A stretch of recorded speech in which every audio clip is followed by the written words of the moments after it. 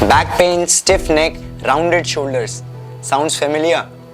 अगर आप 6 घंटे या उससे ज़्यादा अपने सिस्टम के आगे बैठते हो, सेडेंट्री लाइफस्टाइल जीते हो, तो सिटिंग बड़े ही साइलेंटली आपका बॉडी डिस्ट्रॉय करता चला जा रहा है और आपका कॉन्फिडेंस भी रियून करता चला जा रहा है। So welcome back to all fit club, जहां हम आपको बताते हैं getting fit inside out.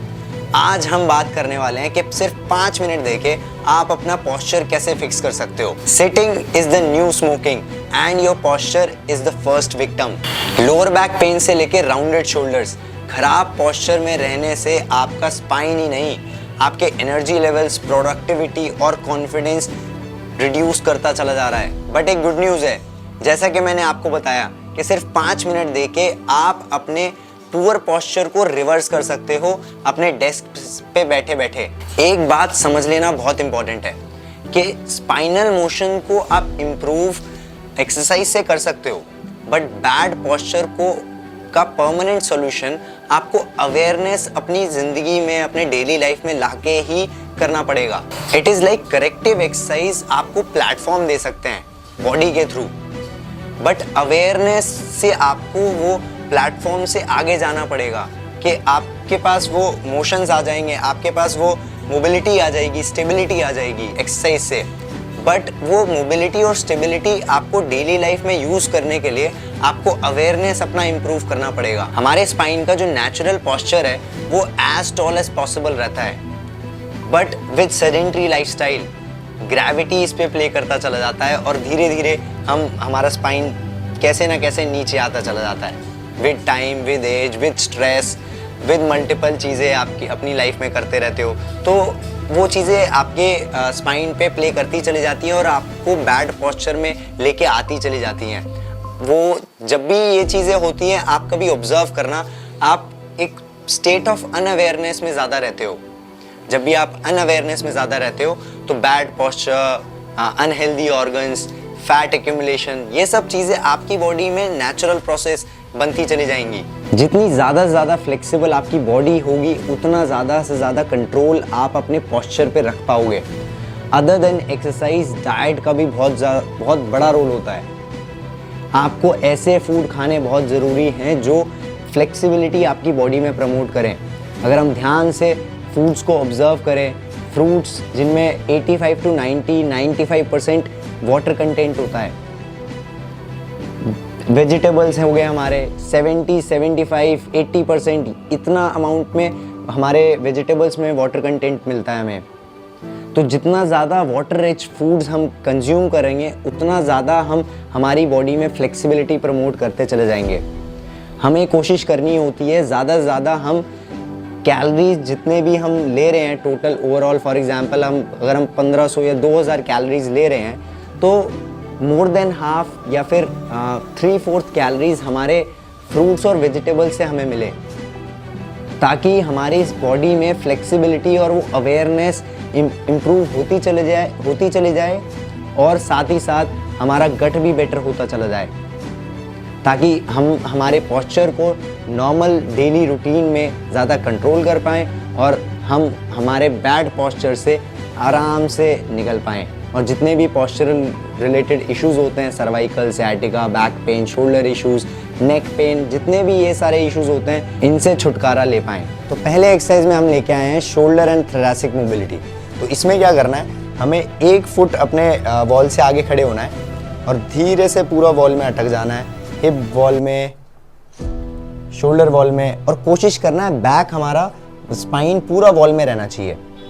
Core को अंदर पुश करके पूरा स्पाइन वॉल में होना चाहिए और यहाँ से अपने शोल्डर से, अपने आर्म से एक ई बनाना है, ई सॉर्ट ऑफ एंगल बनाना है। ये हमने एक ई बना लिया हमारे हेड और दोनों हाथों से। उसके बाद ये बैक को अंदर रखते हुए हमें कोशिश करना है हैंड को पूरा एक्सटेंड करना है 90 डिग्री तक, पूरा 180 डिग्री तक लेके जाना है, कोशिश करना है जितना हो सके और धीरे धीरे करके वापस। इम्पॉर्टेंट चीज़ एक्सरसाइज करने में ये है कि हमारे एल्बोज, शोल्डर्स, रिस्ट और हमारा जो स्पाइन है वो हमेशा ग्राउंड में लगा रहे।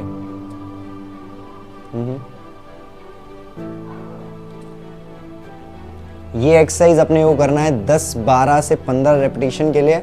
बहुत ही धीरे करना बहुत ज़रूरी है। आराम से इस एक्सरसाइज को 1 मिनट देना है, धीरे करते चले जाना है। अगर आप सही करोगे तो आपको शोल्डर में और अपने अपर बैक में बहुत ही ज़बरदस्त टेंशन फील होगा आफ्टर 10-12 रेप्स। अगर आपको ये एक्सरसाइज करने में कोई दिक्कत हो रही है, रेंज ऑफ मोशन ज़्यादा नहीं बन रहा या बैक ज़्यादा आ रहा है, इंपॉर्टेंट चीज़ ये है कि बैक ज़्यादा आगे ना आए, बैक से कभी भी सी कर्व ना बने। आप अपने आर्म्स का रेंज ऑफ मोशन थोड़ा कम कर सकते हो, बजाय के पूरा 180 डिग्री जाने के आप थोड़ा सा अपने एल्बोज बेंड करके जितना हो सकता है उतना ऊपर जाओ और वहीं से वापस आ जाओ।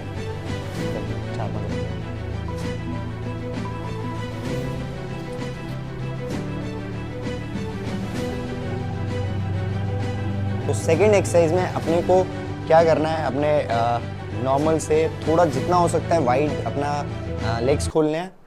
कंफर्टेबल होना चाहिए, बहुत ज़्यादा भी नहीं खोल देना है और बहुत कम भी नहीं खोलना है। इतना रहना चाहिए कि आप ज़्यादा आगे पीछे ना जाओ, स्टेबल रहो। उसके बाद अपने एक हाथ से ऑल्टरनेट टो को टच करना है, एक्सेल करते हुए। दूसरा हाथ हमारा ऊपर जाएगा और हमें कोशिश करना है ये हाथ की उंगली मिडिल फिंगर देखने का, और वापस इनहेल करते हुए रिटर्न, एक्सेल करते हुए दूसरा साइड, वापस इनहेल करते हुए रिटर्न, एक्सेल करते हुए दूसरा साइड, इनहेल करते हुए रिटर्न, एक्सेल करते हुए दूसरा साइड। एक स्लाइड पॉज देना बहुत इंपॉर्टेंट है। आप एक स्लाइड पॉज दोगे तो आपको स्ट्रेच और सही जहाँ पे स्ट्रेच पड़ना चाहिए वो ज़रूर पड़ेगा।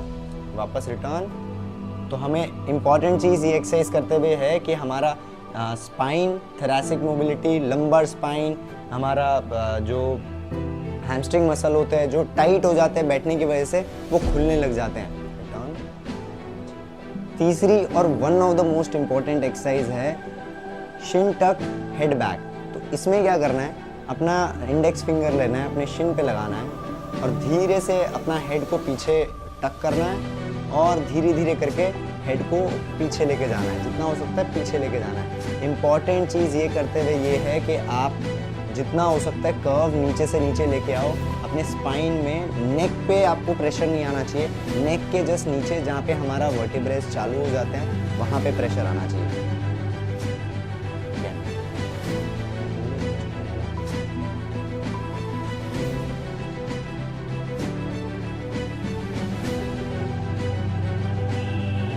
चौथी एक्सरसाइज में हम कर रहे हैं वॉल सिट। वॉल सिट में क्या करना है, अपने को पीछे वॉल होना चाहिए, वॉल के जस्ट आगे खड़े हो जाना है, फेसिंग अगेंस्ट द, मतलब facing away from the wall. उसके बाद अपने को वॉल से करीब half hand apart, half arm distance apart खड़े हो जाना है। यहाँ से शोल्डर विथ अपार्ट अपने लेग्स खोलने हैं और फिर धीरे से वॉल में अटक जाना है, नी स्ट्रेट रखते हुए, और यहाँ से नी बेंड करते हुए जितना हो सकता है नीचे जाना है।